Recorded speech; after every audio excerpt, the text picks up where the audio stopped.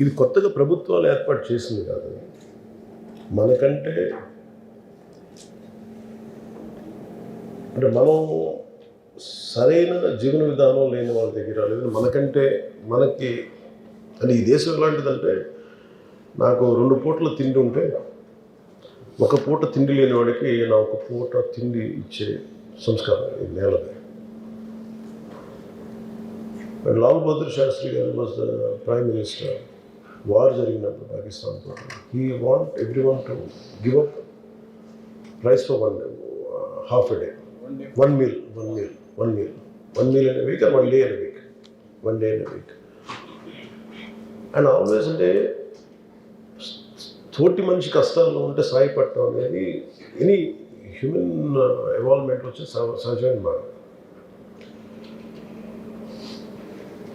Welfare is essential, but welfare అంటే if you are not adequate enough with your financial resources, you can't do welfare. అంటే నేను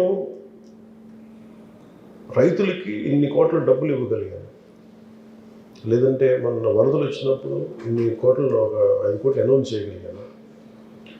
imagine if I don't have the financial strength through cinema, I cannot do that. That's a welfare part. Very simple నా experience చెప్తాను.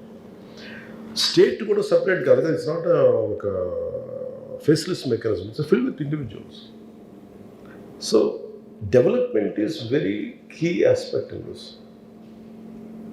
అభివృద్ధి మానవ human resources development లేకుండా, వాళ్ళకి ఒక సరైన జీవనోపాధి కల్పించకుండా, ఒక స్కిల్ డెవలప్మెంట్ లేకుండా ఎక్కడి నుంచి తీసుకొస్తాం డబ్బులు? అంటే కూర్చొని నా ఉద్దేశం ఏమున్నదంటే, కూర్చొని తింటే కొండలైన కరిగిపోతాయండి. So development is, it should be a constant cycle.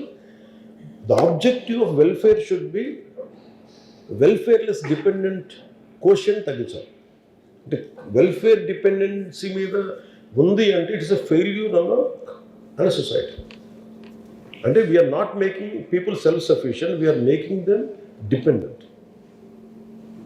అంటే objective of welfare should be till you grow up, till you attain certain states. అంతేగాని కాన్స్టెంట్గా నువ్వు అక్కడే ఉండిపోవాలని కోరుకోవడం ఏంటంటే, మనం వాళ్ళని ఎప్పుడు విముక్తుల్ని చేయట్లేదు.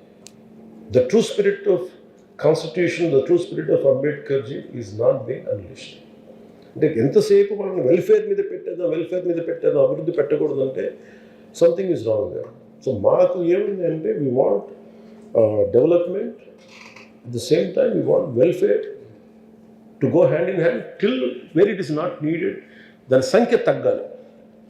అంటే ఈరోజు 1,00,000 మందికి ఇస్తే వచ్చే సంవత్సరం అది పెరిగింది అంటే దెర్ ఈస్ ఒక లోపం ఉన్నది. ఒకటి ప్రజల్లో తీసుకొని కూడా పని చేయట్లేదని అనుకోవాలి, లేదా ప్రభుత్వం సరిగ్గా చేయట్లేదు. అది ఏంటి అనేది we have to go as each day passes.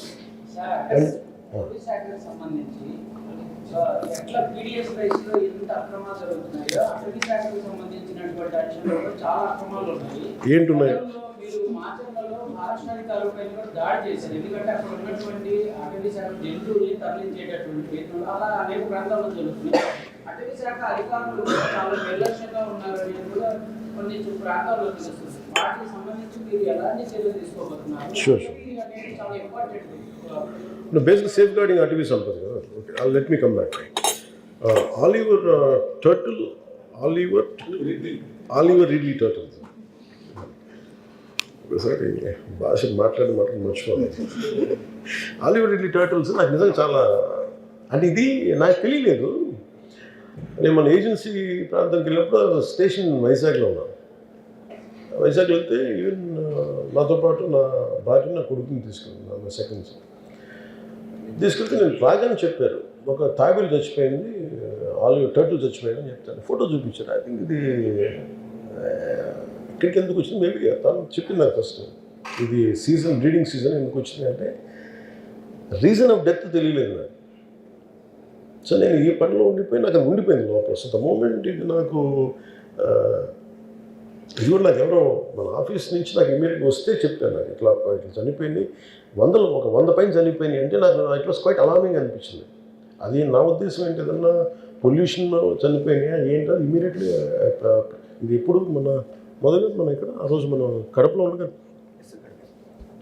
ఇది గాలివీడికి వెళ్తూనే ఎంపీడీ ఇష్యూని హ్యాండిల్ చేసి ఫోన్లో మాట్లాడుతూ ఉన్నాను. మాట్లాడితే ఏంటంటే it is ruled out by pollution. మరి ఏంటంటే వలల్లో చిక్కుకుంటున్నాయి అనేది. ఇది ఒక అవేర్నెస్ వర్క్షాప్ ఖచ్చితంగా పెట్టాలి.